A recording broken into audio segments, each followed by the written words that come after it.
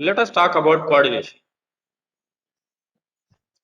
మనం మొన్నటి వరకు కోఆర్డినేషన్ గురించి మాట్లాడుతూ కోఆర్డినేషన్ యొక్క ప్రధాన సూత్రాలను, కోఆర్డినేషన్ ఉండవలసిన పరిస్థితులను, నాయకుడు కోఆర్డినేట్ చేసుకోవాలంటే అనుసరించే పద్ధతులను మనము డిస్కస్ చేస్తూ వచ్చాము.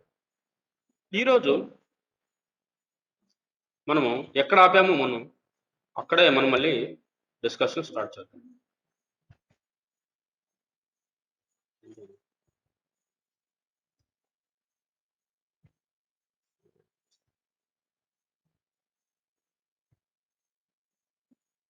మనం ఎక్కడ ఆపామో అక్కడే డిస్కషన్ స్టార్ట్ చేద్దాం.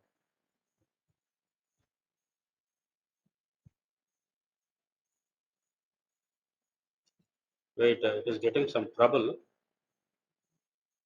Let us wait. Connecting point.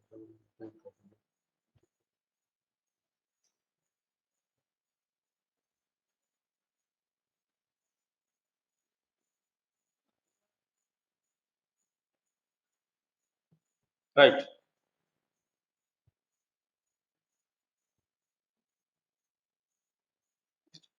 చూద్దాం మనం ఎక్కడ ఆపాము.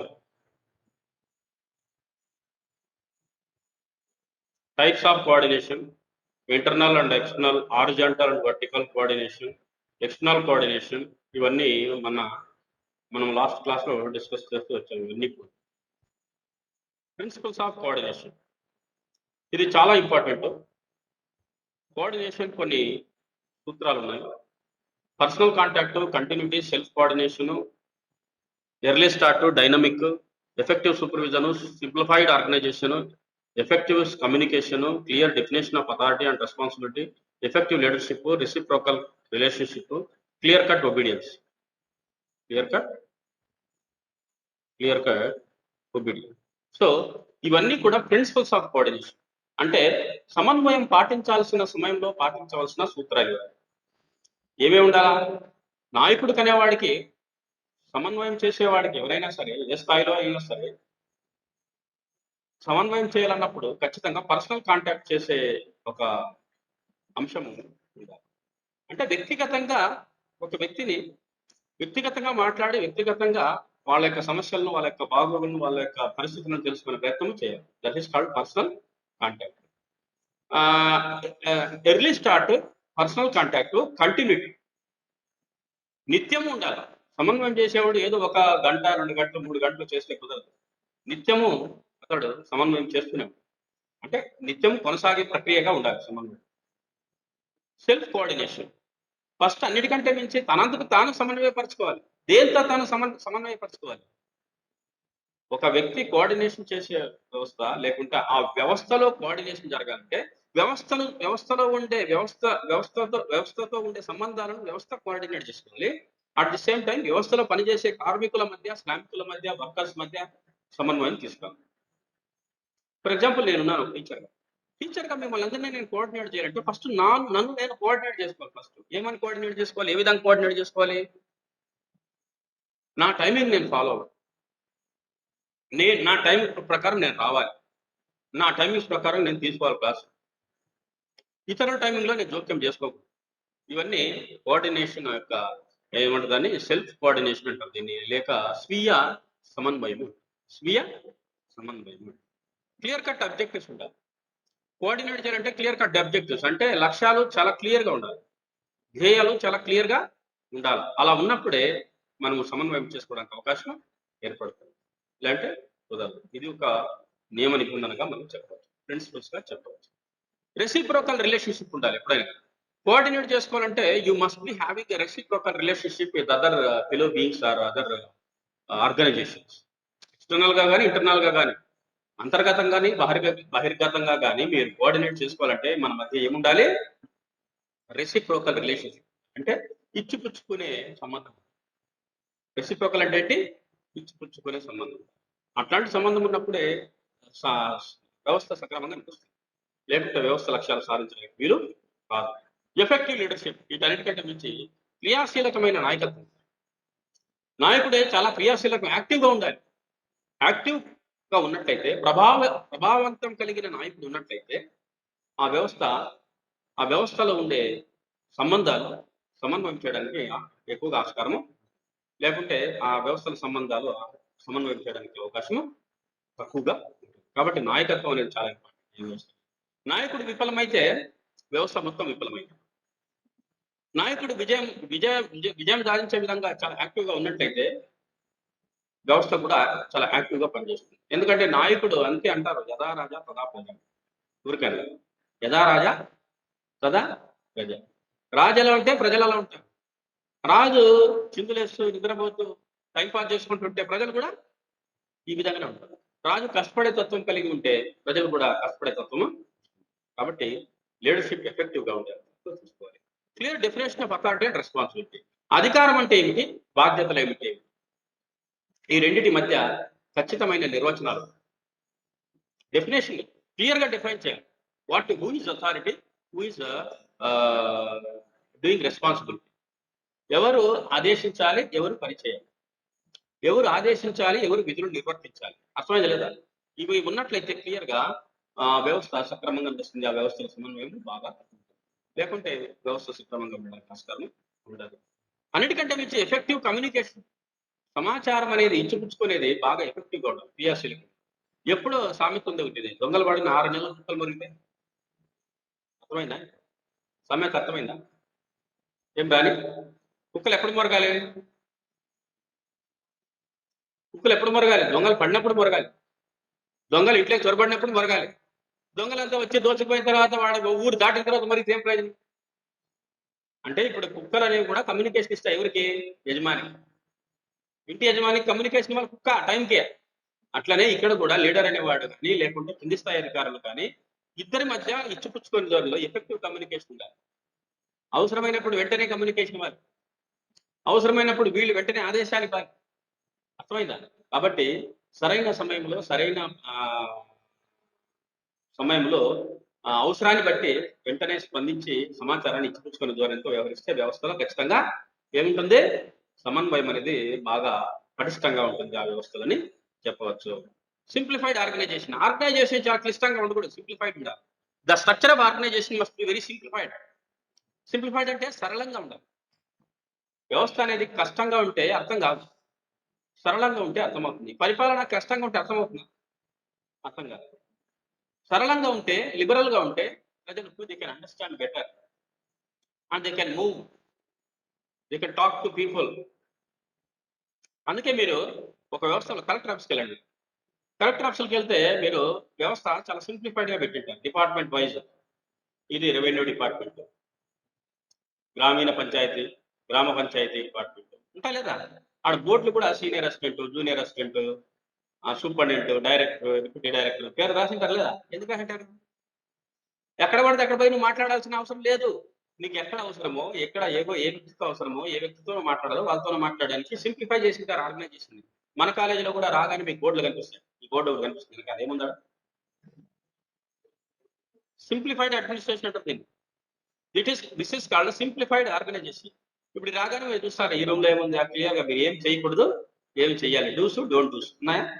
డూస్ డోంట్ డూస్, ఏం చేయాలి, ఏం చేయకూడదు. అట్లనే మన కాలేజీలోకి వస్తే ప్రిన్సిపాల్ ఛాంబర్ ఏది, ఆఫీస్ ఏది, లెక్చరర్ స్టాఫ్ రూమ్ ఏది అనేది సింప్లిఫికేషన్ ఉండాలి. ఎక్కడ పడితే అక్కడ ఉంటే బోర్డులు గిట్లు లేకుండా ఎక్కడికని పోతాం. కాబట్టి ఆర్గనైజేషన్ స్ట్రక్చర్ అనేది వెరీ సింప్లిఫైడ్ గా ఉండాలి. అట్లాంటివి ఉన్నట్లయితే సమన్వయం చేయడానికి చాలా ఈజీగా, చూడడానికి వెరీ ఈజీగా, సూపర్విజన్ చేయడానికి వెరీ ఈజీగా ఉంటుంది. Effective supervision.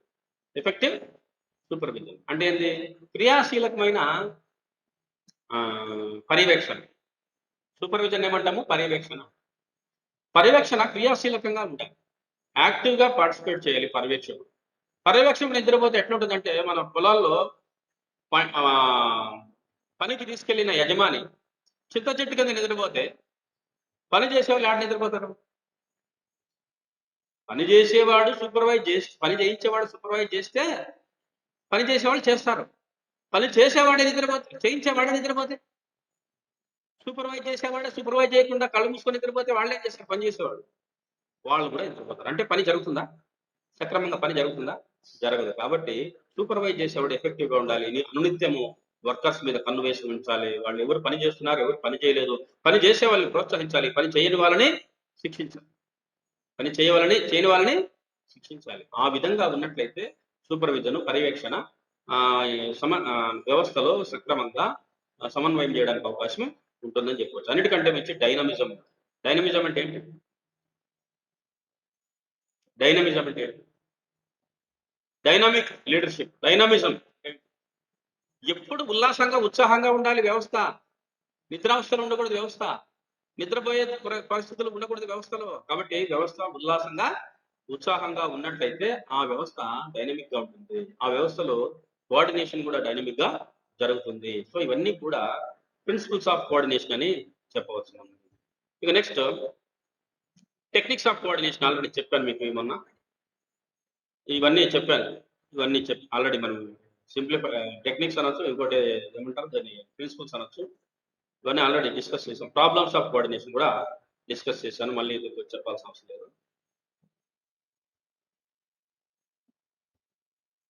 Right. Process of coordination. ఇక్కడ చూడండి, కోఆర్డినేట్ చేసేటప్పుడు ఒక ప్రాసెస్ అది కలిగి ఉంది. ఏం ప్రాసెస్ ఉంటుంది? Right right. ఫస్ట్ పైన ఏముండాలి? Clearer goals. లక్ష్యాలు చాలా స్పష్టంగా ఉంటాయి. ప్రాపర్ అలొకేషన్ ఆఫ్ వర్క్ ఉండాలి. లక్ష్యాలు ఉండడం కాదు, ఆ లక్ష్యాలను సాధించడానికి వర్క్ ఉంటుంది కదా, పని ఉంటుంది కదా, పనిని ప్రాపర్గా అలొకేట్ చేయాలి. ప్రాపర్గా అలొకేట్ చేయాలి. అలొకేషన్ అంటే ఏంటి? పంపిణీ, పని విభజన. పనిని సక్రమంగా విభజించాలి. ఇప్పుడు ఫర్ ఎగ్జాంపుల్ మనకి ఇన్ఫార్మల్ గా చూసినట్లయితే వ్యక్తిగత జీవితాల్లో ఒక కుటుంబంలో పని అలొకేట్ చేసేటప్పుడు తండ్రి ఏ విధంగా అలొకేట్ చేస్తాడు? కుటుంబ సభ్యుల మధ్య ఉండే శక్తి సామర్థ్యాలను ఆధారంగా చేసుకొని తండ్రి పనిని విభజన చేస్తాడు. అంతేనా కదా? ఈ పని ఎవరు చేయగలరు ఇంట్లో? చిన్నోడు చేయగలడా, పెద్దోడు చేయగలడా, అమ్మాయి చేయగలదా, అబ్బాయి చేయగలడా అనే ఒక ఆలోచన చేసిన తర్వాతే కదా పని విభజన చేసేది. కాబట్టి వ్యవస్థలో కూడా పని విభజన అనేది చాలా పద్ధతిగా చేయాలి. పని చేత కాని వాడికి చెయ్యలేని పని అప్పచెప్పకూడదు. అర్థమైంది లేదా?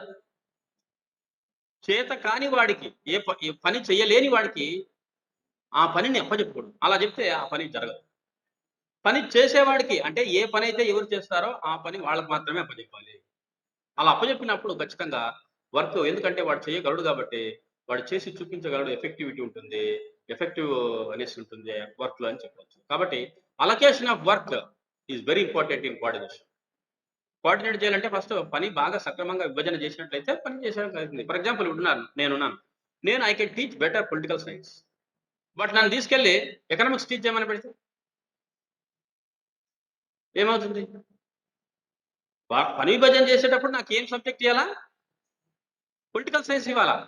పొలిటికల్ సైన్స్ ఇస్తే నేను ఎఫెక్టివ్గా టీచ్ చేయగలను. నేను నా సబ్జెక్ట్ కాబట్టి నేను మంచిగా పర్ఫామ్ చేయగలను, ప్రదర్శించగలను, మంచి రిజల్ట్స్ తీసుకురాగలను. అలా కాదని ఎకనామిక్స్ ఇస్తే, అలా కాదని బోటనీ ఇస్తే, చెట్ల గురించి చెప్పండి, నేను ఎట్లా చెప్తాను? అట్లా బోటనీ లెక్చర్ తీసుకొచ్చి ఇక్కడ పెడతాను. అర్థమైంది లేదా? సో కాబట్టి శక్తి సామర్థ్యాల మేరకు పని విభజన అనేది జరగాలి. పని విభజన సక్రమంగా జరిగితే సగం వర్క్ అక్కడ అయిపోయినట్లే. సగం వర్క్ అయిపోయినట్లే. అందుకే మీరు ఒకసారి చూడండి, గృహాన్ని నిర్మించే కార్మికుల మధ్య పని విభజన ఎట్లా జరుగుతుంది చూడండి. బేల్దార్ ఎవరు? సిమెంట్ కలిపేవాడు ఎవరు? ఇటుకలు మోసేవాళ్ళు ఎవరు? ఇటుకలు అందించేవాళ్ళు ఎవరు? పని విభజన ఉంటుందా లేదా? ఇటుకలు అందించే వాళ్ళని ఆడవాళ్ళు తీసుకొచ్చి ఇల్లు కట్టారంటే ఎట్లా కడతారు? వారు కావాలి కదా. కాబట్టి నైపుణ్యాన్ని బట్టి, శక్తి సామర్థ్యాలను బట్టి, వాళ్ళ యొక్క ఇష్టాన్ని బట్టి, ఇష్టం కూడా చాలా ఇంపార్టెంట్. పని విభజన ఇచ్చేటప్పుడు పని చేయగలడు, కానీ మనకి ఇష్టం లేకుంటే ఏం చేస్తాం? అర్థమైందా? వాడు ఈ పని చేయగలడు. ఇప్పుడు నాకు టీచింగ్ అంటే ఇంట్రెస్ట్ ఉంటే నేను చెప్పగలను బాగా. టీచింగ్ అనేది ఇంట్రెస్ట్ లేకుండా నాకు సబ్జెక్ట్ వచ్చు, చెప్పగలను, కానీ నాకు టీచింగ్ ఇంట్రెస్ట్ లేదు. అప్పుడు ఏం చేస్తాను? సరిగ్గా చేయగలనా? చేయలేవు. కాబట్టి ఇష్టాలను ఆధారంగా చేసుకొని, నైపుణ్యాలను ఆధారంగా తీసుకొని, తర్వాత వాళ్ళ యొక్క శక్తి సామర్థ్యాలను ఆధారంగా తీసుకొని పని విభజన చేయాలి. అప్పుడు సమన్వయం బాగా జరుగుతుంది. సౌండ్ ఆర్గనైజింగ్ స్ట్రక్చర్, ఇప్పుడు చెప్పిన ఆర్గనైజేషన్ స్ట్రక్చర్ బాగా ఉండాలి. Clear responsibility relationship. Authority clear గా ఉండాలి, గోల్స్ క్లియర్ గా ఉండాలి, మరియు రెస్పాన్సిబిలిటీ కూడా క్లియర్ గా ఉండాలి. ఎవరికి బాధ్యత, ఎవరికి బాధ్యత చాలా క్లియర్ గా ఉండాలి. నేను ఎందుకు ఇప్పుడు బుక్ పెట్టాను? ఆ బుక్ మీకు సంతకాలు పెట్టే బుక్ ఎందుకు పెట్టానడా? ఏ టైంలో ఎవరు క్లాస్ తీసుకున్నారు, ఎవరెవరు క్లాస్ రూమ్లో ఉన్నారు నాకు తెలియాలి కదా. ఎందుకంటే ఇవన్నీ మెటీరియల్ ఉన్నాయి కదా. ఈ మెటీరియల్ అందరికీ బాధ్యత తీసుకోవాలి కదా. అర్థమైంది లేదా? కాబట్టి responsibility, clear responsibility relationship. Who is responsible to whom, ఎవరు ఎవరికి బాధ్యత వహించాలి, ఎవరికి ఎవరికి ఆదేశాలు అందించాలి, ఎవరు ఎవరికి ఆదేశాలు ఇవ్వాలి, ఎవరు ఎవరికి బాధ్యత వహించాలి, అది చాలా important. Proper communication and sound leadership, ఇవన్నీ కూడా మనకు ఆల్రెడీ చెప్పినవి. ఇది బాగా జరగాలి అని చెప్తుంది. ఇక కోఆర్డినేషన్ అండ్ కోఆపరేషన్, ఇదేందో చెప్పండి. కోఆర్డినేషన్ అంటే ఏంటి, కోఆపరేషన్ అంటే కోఆపరేషన్ అంటే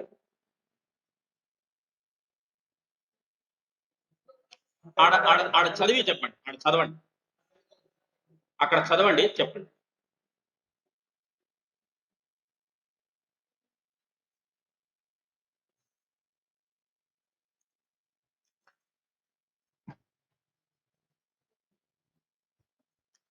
కోఆర్డినేషన్ అంటే ఏంటి, కోఆపరేషన్ అంటే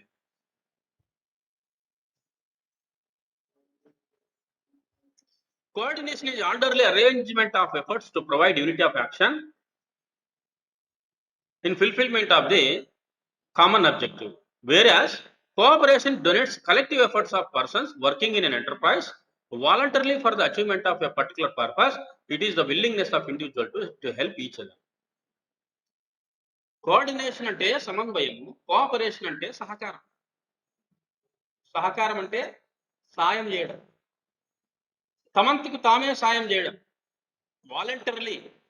అర్థమైంది లేదా? ఇంకోసారి చదువుతా. Cooperation donates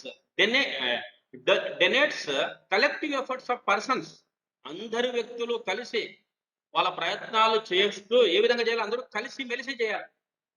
working in enterprises voluntarily, బలవంతంగా కాకుండా స్వతంత్రంగా తమంతకు తామే ఫీల్ అయ్యి for the achievement of a particular purpose. ఇది కామన్ అబ్జెక్టివ్, అందరికీ అవసరమైనది.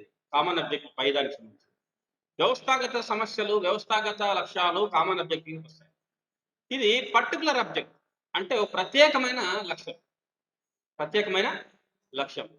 It is the willingness of individual to help each other. సహకారం అంటే ఒకరికి ఒకరు ఇచ్చేది, ఒకరు ఇంకొకరికి సహాయం చేసేది, అట్లనే ఇంకొకరు అతనికి సహాయం చేసేది. అంటే ఇద్దరు సహాయ సహకారాలు అందించుకోవాలి.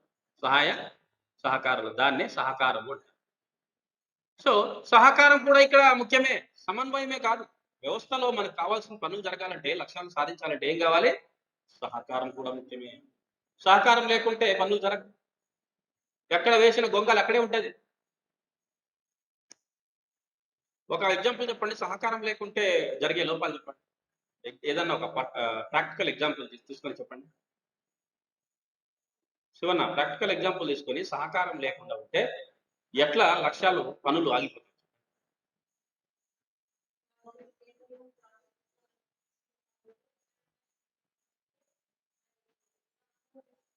ఏంటంట, ఏదైనా ఏదైనా ప్రాజెక్ట్ తీసుకున్నప్పుడు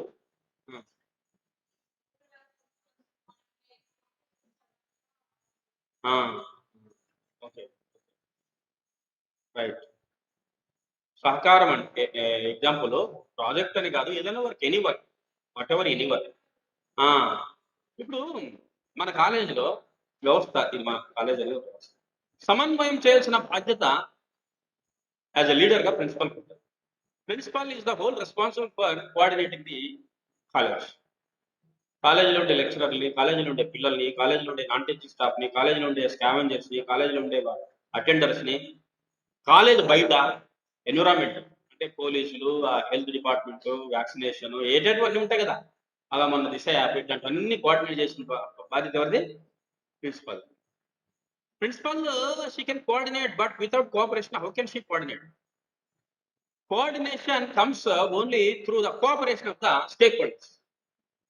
మనమందరము సహకరిస్తే లెక్చరర్లు సహకరించాలి, పిల్లలు సహకరించాలి. ఇప్పుడు madam, for example principal madam Disha app గురించి చెప్పడానికి డిఎస్పీని, ఏఎస్పీని, కానిస్టేబుల్ని, వాళ్ళని వీళ్ళందరినీ తీసుకొచ్చి స్టేజ్ మీద కూర్చోండి. లెక్చరర్లు తీసుకొచ్చి స్టేజ్ వెనకాల కూర్చోండి. పిల్లలు సహకరించాలి, ఏం చేస్తారు? పిల్లలు రాలేదు. పిల్లలు లేకపోతే ఏం చేస్తావు నువ్వు? అర్థమైంది లేదా?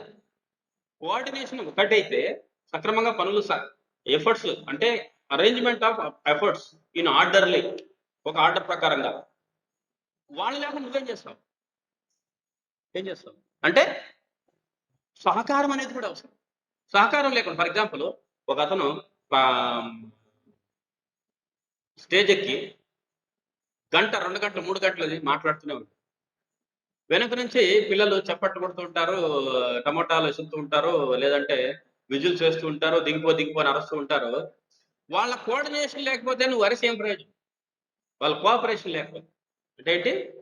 అన్నీ జరిగినాయి. స్టేజ్ ఉంది, మైక్ ఉంది, కరెంట్ ఉంది, ప్రొజెక్టర్ ఉంది. అర్థమైందా?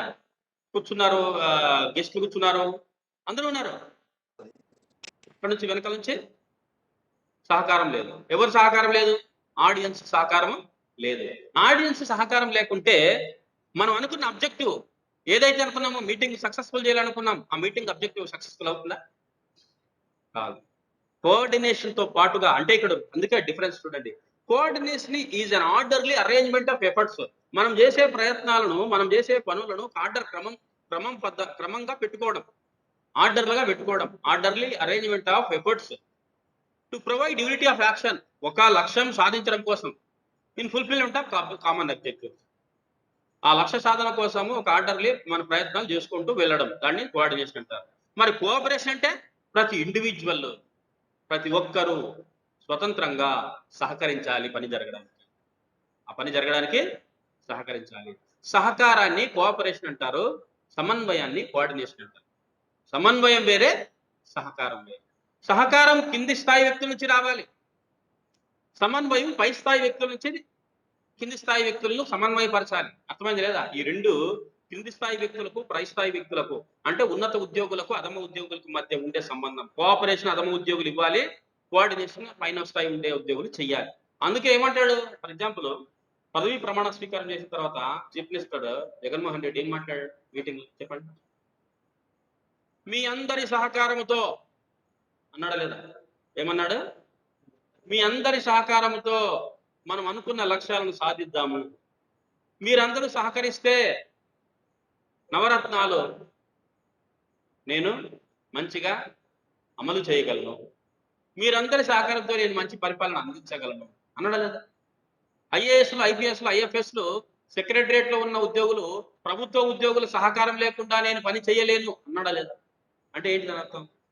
ఆయనకు సమన్వయపరిచే శక్తి సామర్థ్యాలు ఆయనకున్నాయి, బట్ సహకారం అందించాల్సిన బాధ్యత వీళ్ళకుంది. సో సహకారం లేకపోతే ఫర్ ఎగ్జాంపుల్ మీకు మీ ఇళ్లలో, మీ కుటుంబంలో ఉన్నారు, ఇది వ్యవస్థాగతమైన సహకారం. మీ కుటుంబంలో మీ పేరెంట్స్, మీ మీ ఫాదర్ ఒక నిర్ణయం తీసుకుంటారు.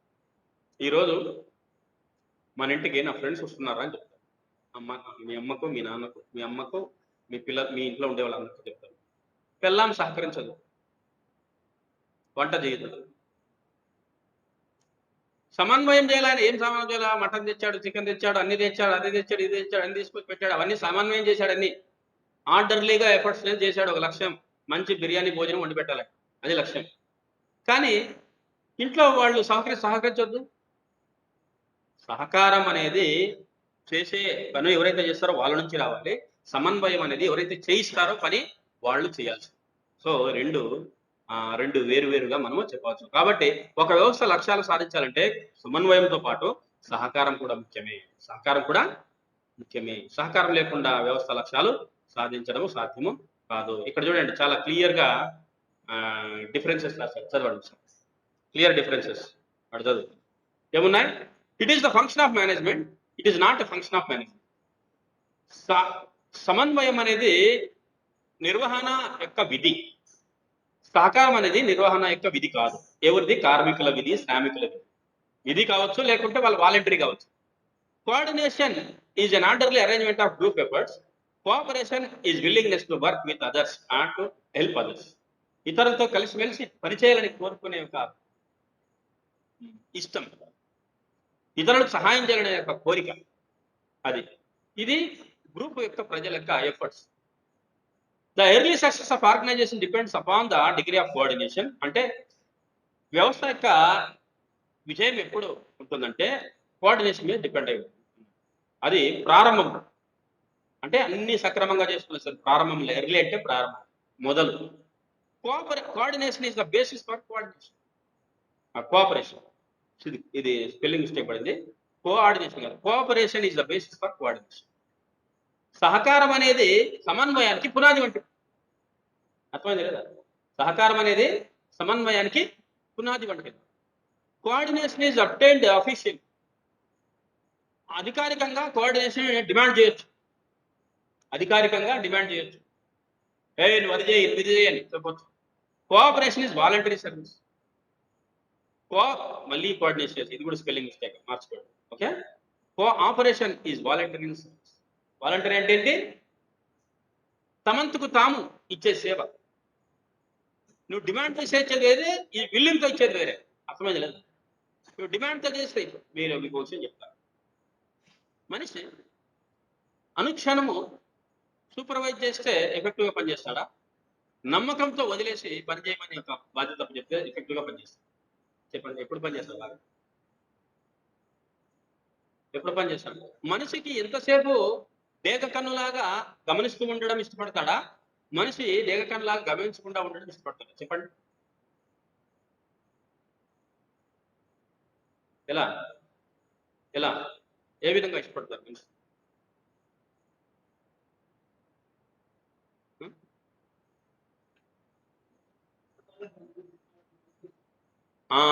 కాబట్టి మనిషి ఎప్పుడు కానీ అధికారికంగా నువ్వు పెత్తనం చలాయిస్తే ఎవరికి ఇష్టం ఉండదు. Nobody can have that obedience.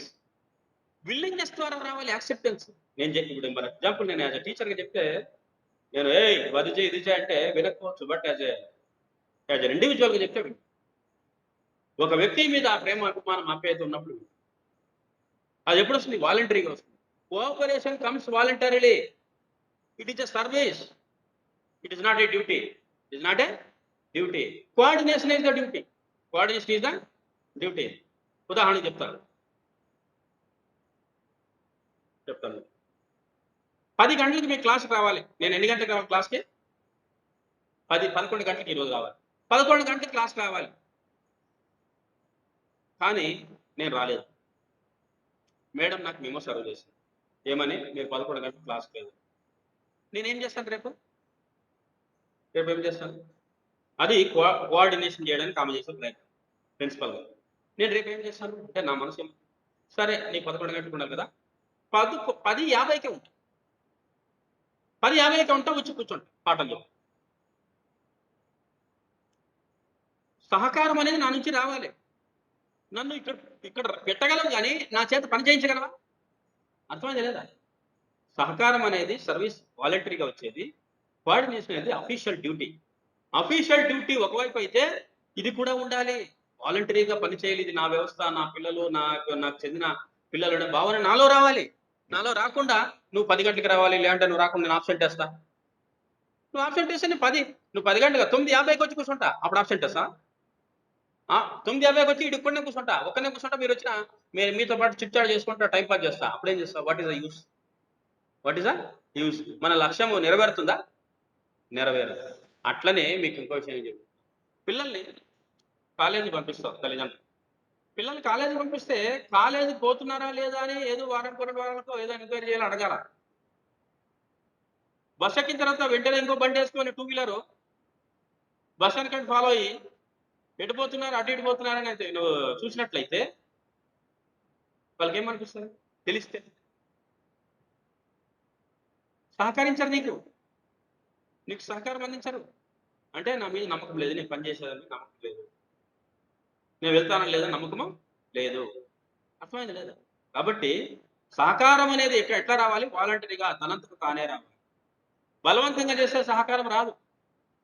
బలవంతంగా చేస్తే సహకారము రాదు. It comes voluntarily. If they feel that this organisation is ours, if they feel that the damage to the organisation is damage to us, వ్యవస్థకు నష్టం జరిగితే మాకు నష్టం జరిగినట్లు భావన ఉన్నట్లయితే అప్పుడు బాధ్యత వస్తుంది, అప్పుడు సహకారం వస్తుంది. అలా కాకుండా లేదు మీరందరూ నా బానిసలు, మీరందరూ నా కట్ట బానిసలు, మీరు నన్ను చెప్పినట్లు వినాలి, నేను బాసు, మీరు స్లేవ్స్, నేను చెప్పినట్లు వినాలంటే అవునా నువ్వు ఆడేవాడు, నేను ఈడే ఉంటాను, అంతే కదా? ఇప్పుడు ఆర్టీసీ కార్మికులు ఎందుకు నష్టపోతున్నారు? ఆర్టీసీ బస్సులు ఎందుకు నష్టాలు వస్తాయి చెప్పండి? ఆర్టీసీ కార్మికులు ఎట్లా పోతారు చెప్పండి? సహకారం లేకనే ఆర్టీసీ నష్టాల్లో ఉంది. ఎట్లా తెలుసా? ఆర్టీసీ బస్సు ఏం చేస్తాడు? బస్సు టైము 11 అంటే 11కే ఒక్కడున్నా, ఒక్కడు లేకున్నా, ఇద్దరున్నా పోవడమే. స్టాప్ దగ్గరే బస్ ఆపడం, మిగతా చోట ఆపకుండా ఉండడం. వాడు ఎంతసేపు కోఆర్డినేషన్ చూసుకుంటున్నాడు కానీ కోఆపరేషన్ చూసుకోవట్లే. ఎవరైనా నువ్వు ఇట్లుంటే నీ బస్ ఎవడు ఎక్కుతాడు? ప్రైవేట్ ట్రావెల్స్ ఎక్కుతారు, ఆటోలు ఎక్కుతారు, అంతే కదా? అప్పుడు నీ బస్సు ఖాళీ పోవాలా ఈగులు చూపుకుంటూ. కాబట్టి ఆర్టీసీలో కోఆర్డినేషన్ ఉంది కానీ కోఆపరేషన్ లేదు. కోఆపరేషన్ ఎవరి నుంచి ఉండాలి ఇక్కడ? ఎంప్లాయీస్ నుంచి ఉండాలా? కోఆపరేషన్ ఎవరి నుంచి ఉండాలా? ప్రయాణికుల నుంచి ఉండాలి. ప్రయాణికులు లేకుంటే నీ బస్సు ఉపయోగం ఏంటి కదా? కాబట్టి కోఆర్డినేషన్ అనేది, కోఆపరేషన్ అనేది, coordination is official duty, cooperation is voluntary service. ఇది it establishes both formal informal relationship, but whereas cooperation establishes only informal relationship. సహకారం అనేది కేవలం వ్యక్తిగత సంబంధాల వల్లే మాత్రమే వస్తుంది కానీ వ్యవస్థాగత సంబంధాల వల్ల రాదు సహకారం. నేను అధికారిగా మీ ఇంటికి వచ్చాను, శివన్ ఇంటికి నేను ఒక లెక్చరర్గా ఇంటికి పోతే శివన్న నన్ను ఎలా చూస్తాడు? శివన్ లెక్చరర్గా చూస్తాడు, పంపిస్తాడు, అంతే. అంతే కదా? ఎందుకు? Because Shivanna does not see me as a individual. Shivanna sees me as a lecturer, as an official duty. Sir ఏంటి సార్, ఏమి ఇంటి వచ్చినారు మీరు? మేము క్లాస్ కాదు. క్లాస్ కాదు ఏంటి ఇప్పుడు? ఇంటికి ఎందుకు వచ్చినావు నువ్వు అంటారు, అంతే కదా? అదే శివనతో నేను అంతకుముందు వ్యక్తిగతంగా అరే నువ్వు అట్లా ఉండాలరా, ఇట్లా ఉండాలరా అని మాట్లాడి ఇంటికి వెళ్తే ఎలా ఉంటుంది? సహకారం ఎలా వస్తుంది? సార్ రండి సార్, ప్లీజ్ సార్ కూర్చోండి సార్, టీ చేస్తాం సార్, కాఫీ చేస్తాం సార్, మటన్ తెస్తాం సార్, చికెన్ తెస్తాం సార్ అని అంటాడు. ఎందుకు? వ్యక్తిగత సంబంధం.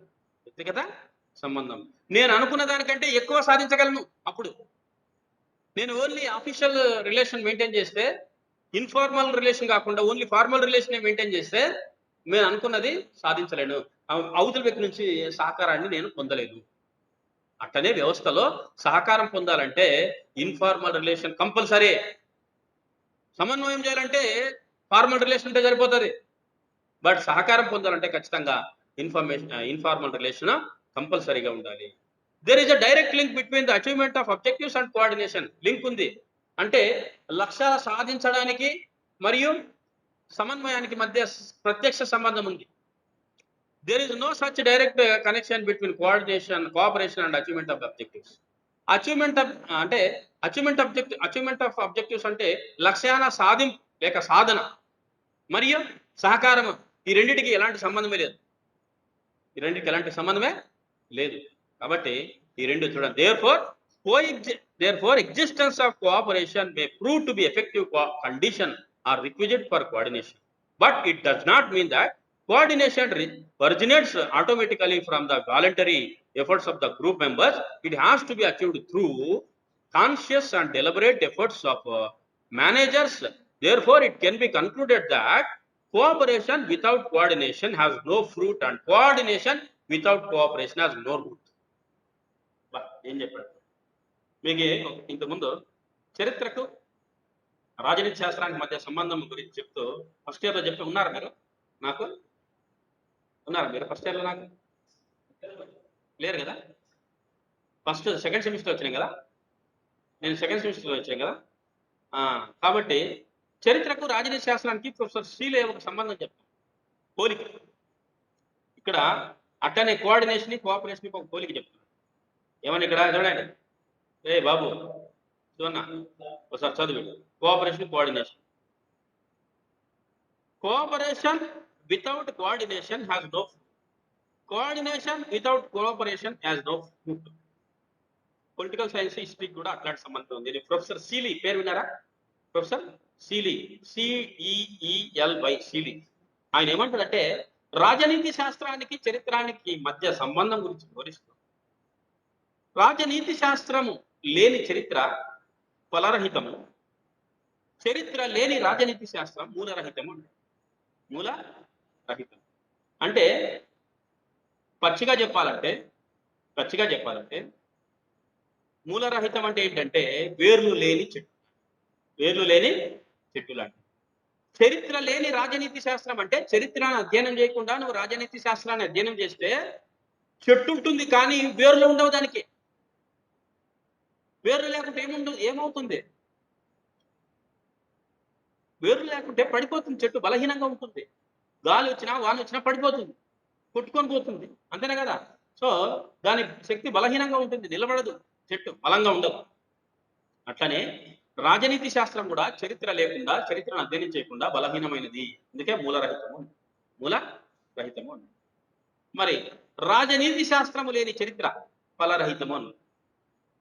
అది దాని ఉద్దేశం ఏంటంటే, చెట్టు ఉంటుంది, చెట్టుకు పండ్లు ఉంటేనే పళ్ళు అంటే ఇవి కాదు, ఫ్రూట్స్. పళ్ళు ఉంటేనే విలువ. పళ్ళు లేని చెట్టుకు విలువ ఉంటుందా? ఉండదు. అట్లనే రాజనీతి శాస్త్రాన్ని అధ్యయనం చేయకుండా చరిత్రను అధ్యయనం చేస్తే చరిత్ర కూడా ఒక ఫలరహితమైన చెట్టులాగే ఉంటుంది. మనం ముళ్ళ కంపును పెట్టుకుంటాం ఇంట్లో. మామిడి చెట్టును పెంచుతాము, కొబ్బరి చెట్టును పెంచుతాము, జామ చెట్టును పెంచుతాము. ఎందుకు? జామకాయలు ఇస్తాయి, మామిడికాయలు ఇస్తాయి, కొబ్బరికాయలు ఇస్తాయి. కాయ లేకుంటే చెట్టును పెంచాం, చెట్టుకు విలువ ఉండదు. అట్లనే చరిత్రలో కూడా రాజనీతి శాస్త్రము, రాజ్యము, రాజు, పరిపాలన ఇవన్నీ లేకుండా రాజనీతి చరిత్రకు విలువ లేదు. అందుకే చరిత్ర సార్ ఎప్పుడు చూసి ఏం చెప్తుంటాడు? రాజ్య పరిపాలన ఏంటి సువర్ణ చరిత్ర. ఏం చరిత్ర అది? బంగారు చరిత్ర. ఏదైతే ఉన్నాయి కానీ గుప్తుల చరిత్ర, స్వర్ణయుగం చెప్తాడా లేదా? ఎందుకు చెప్తాడు? వాళ్ళ పరిపాలన, రాజులు, రాజభోగాలు, యుద్ధాలు ఇవన్నీ లేకుండా రాజనీతి శాస్త్రం అధ్యయనం చేయకుండా, రాజనీతి అంశాలు చరిత్రలో అధ్యయనం చేయకుండా చరిత్రను చెప్పలేవు. చెబితే ఎవడు వినడది. దానికి ఎట్లా ఉంటుందంటే, ఒక చెట్టు ఉంటుంది, చెట్టు కాయలు ఉండవు. కాయ లేని చెట్టుకి, పళ్ళు లేని చెట్టుకి విలువ ఉండదు. అట్లనే చరిత్ర కూడా రాజనీతి శాస్త్రం అధ్యయనం చేయకుండా, రాజనీతి శాస్త్ర అంశాలు బోధించకుండా చరిత్రను బోధిస్తే విలువ లేదు. ఇక్కడ కూడా అదే ఆయనే చెప్తున్నాడు. ఏమని? Cooperation without coordination has no fruit and coordination without cooperation has no fruit. No root. మూలరహితము, ఫలరహితము. అంటే సమన్వయము లేని సహకారము ఫలము లేనిది,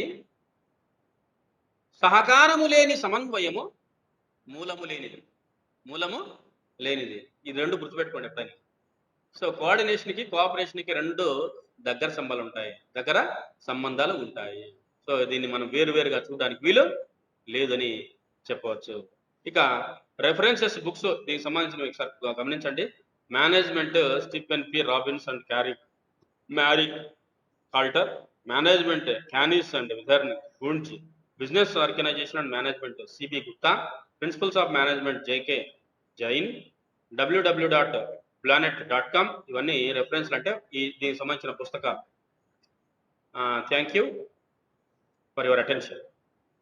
సో ఇది మనకు కోఆర్డినేషన్ సంబంధించిన chapter. So today I have completed the chapter called coordination along with cooperation.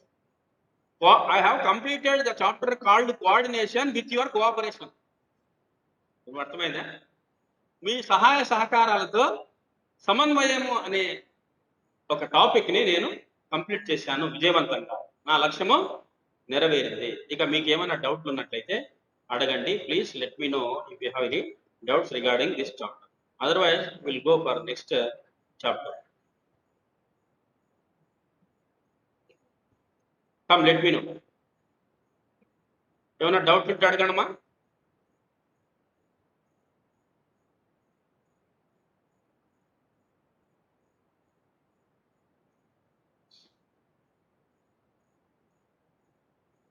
అరే బాబు, ఆన్లైన్లో ఉన్న వాళ్ళు కూడా అడగండి డౌట్స్ ఉంటే.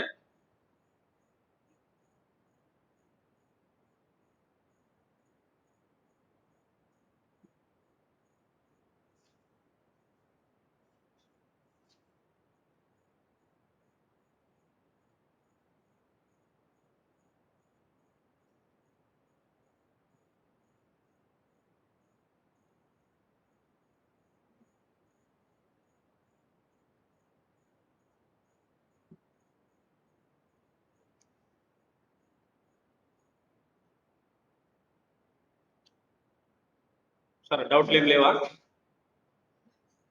డౌట్లు ఏం లేవంటే I will stop my lecture and